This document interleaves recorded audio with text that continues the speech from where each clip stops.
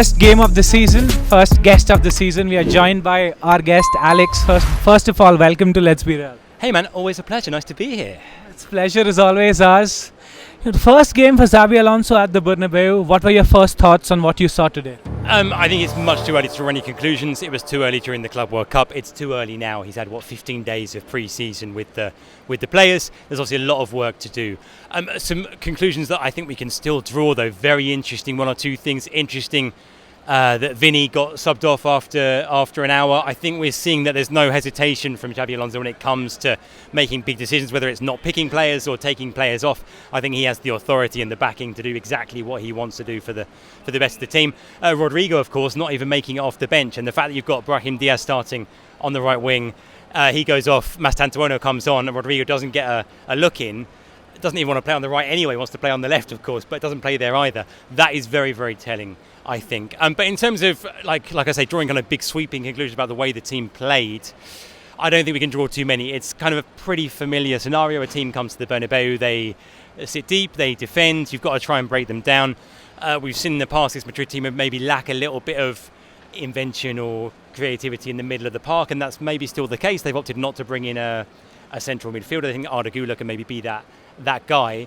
But like I said, I mean, bottom line is they got a win, and there's lots of work to do. Definitely got a win early days though. But yeah, as you said, the statement was very clear that Vinny is no more untouchable. Kylian Mbappe is the main guy, and it's Rodrigo should be thinking of packing his bags. I mean, well, if he finds a suitable destination, a place that he wants to go, and a club that's willing to pay the sort of money that Madrid would expect, and he would expect in wages. We don't know that. There's been talk about City. There's some reports that in the last 24 hours that may not be an option if they can't make room for him in the squad. So let's see. I mean, like I say, I think the message for Rodrigo has been pretty clear in terms of his involvement so far under Xabi Alonso. It's not, like I say, it's not that he's not first choice. He's maybe not even second choice, and not even in his preferred position. But will they find a deal that works in terms of a permanent transfer, in terms of a loan? I don't know. Vinny is interesting. We had this bit of information, some of my colleagues at ESPN this week, that for the Club World Cup semi-final, Xabi Alonso's plan initially was to drop Vinny from the team. Now, he ended up playing because I think Trent dropped out of the team and they had to switch things around, and Vinny played. But that, I think, tells you a lot.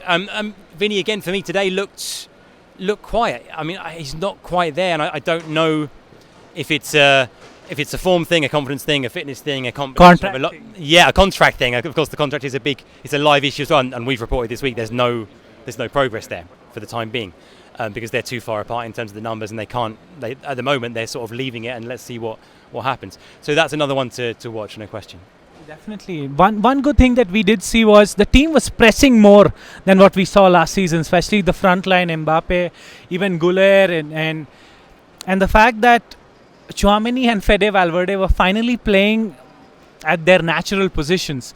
Do you think both of them, along with Jude Bellingham, will be the key deciding what kind of a reign Xabi Alonso has? Yeah, I mean, I think right now it looks pretty clear that Tchouaméni and Güler, at times is kind of a double pivot. I don't know about you, I thought at times Fede Valverde was actually, especially out of possession, was pushing up quite high. And you talk about that press, he was sort of helping out with that. I mean, those are the midfield three, and then it's a case of finding room for Bellingham, probably coming into the team. If you think about today's team, for Brahim Diaz, I guess Bellingham will be the one to come in, and then it just depends how you kind of fit those pieces together. There's still a lot that, like I said, I don't think is entirely clear, but it looks pretty clear that I think Xabi Alonso has a lot of faith in Tchouaméni to go on to become the player that a lot of people sort of thought he would, and he hasn't quite got there yet, and that Arda Güler is the guy in the middle of the park. And I remember during the first water break in the first half, I think Xabi Alonso was like 90% of the time that he had was speaking to Tchouaméni. Yeah, we saw that on the big screen in the stadium. Even they showed those images. I mean, in terms of Tchouaméni's development, you couldn't really hope for a better kind of professor than Xabi Alonso, could you? Because he knows he's one of the best players to ever play in that position. They're very, very different players, of course. Like Tchouaméni's never going to have the kind of ability that Xabi Alonso had on the ball. I think he's just not that player. But no, I think that's sure to help. I mean, I think there are still doubts about whether Tchouaméni is quite good enough on the ball, and I guess the question is, can you sort of make up for that by having Güler alongside him and whatever else? But like I say, I think it's definitely good news that Xabi Alonso is the one doing the teaching. And it's a long road ahead and a good challenge for him to how he manages the midfielders that he has at his disposal. But talking about the new signings, all of them got a chance. Carreras, Dean Hudson, Trent. You being an Englishman, you must have been looking forward to that. And even Mastantuono, when he came on, he showed a lot of intent. Quickly, what impression did they leave you with? I think Trent is interesting, and we heard the roar as well when Danny Carvajal came off the bench. We know what sort of a crowd favourite he is here, and what an important sort of figure he is in the team, in the dressing room as well. Look, I mean, Trent's been starting because of course Carvajal's coming back from a long injury, but I think it's by no means certain that Trent's going to be starting every week ahead of Carvajal. Carvajal definitely won't accept that because he's not that kind of character. That's another one to watch. You mentioned Mastantuono. I think it's really notable the degree of kind of confidence and kind of authority that he has, having literally just turned 18, is quite incredible. I mean, came onto the pitch, you could see him sort of sticking his hand in the air, asking for the ball straight away, looking for the ball, looking to get involved. Trying to nutmeg also in the right way. Taking some set pieces as well. Got quite an amazing character, and you've heard Xabi Alonso talk about that as well. When he does talk about him, you can tell that he really, really likes him. So that was really encouraging. And lastly, Kylian Mbappe. He looks a little leaner than when he came, I feel, or maybe he got a bigger jersey, I don't know. But he looked different. He looked more confident. He looked more comfortable. Scored a penalty, had a few dribbles that did have moments where you could clip it and run it on YouTube for years. But he had a good game overall. Yeah, it's interesting what you say about the physique. I've seen a few people commenting on that it seems like maybe there has been a bit of a tweak in terms of the physical preparation of the players to make them, like you say, a little bit less kind of muscle mass and a little bit leaner, and maybe a little prioritising kind of speed over power. And that's interesting. I mean, look, he had, in terms of goals, had a very good season last year. Maybe in terms of his all-round play, not quite so much. You mentioned it, there's no doubt, I think, that he's the guy now. He's the main man. He's the star. Like you say, there were some lovely moments from him. I was glad he scored the penalty because penalty taking was an issue last season. We saw, I mean, how was it? 4 different players missed penalties at different times over the season. I think it was him, Vinny, Jude, and maybe I'm missing one. There's maybe a fourth one as well there. Modric did take a penalty. Okay. So yeah, that was an issue. I think Mbappe's the guy. I think he should be taking the penalties, and he sent the goalkeeper the wrong way.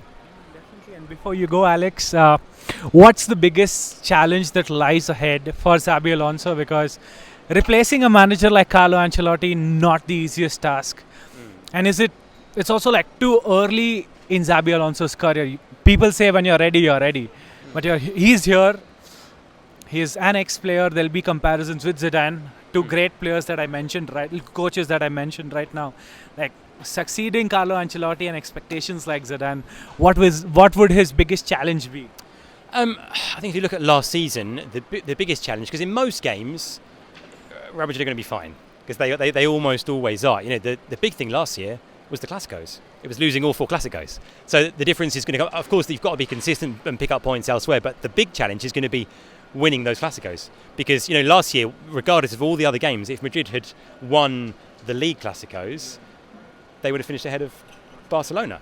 So that will be the challenge ultimately. Last year the gap between the teams, especially when they met, was vast, really, and so I don't know how you bridge that gap. Part of it is about how the team defends as a unit as well as the defence, and of course the new signings will help in that regard. That's the big one, but like I said, he's got the backing of the club, of the most important people at the club, of the fans. I think everyone accepts this is a really good young coach, and if he can get all the players on board and doing what he wants them to do, I think there's a chance there.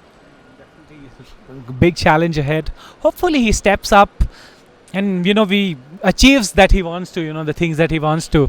But before you go, guys, this is Alex Kirkland with Sid on Let's Be Real. Thank you so much for watching us and keep following us.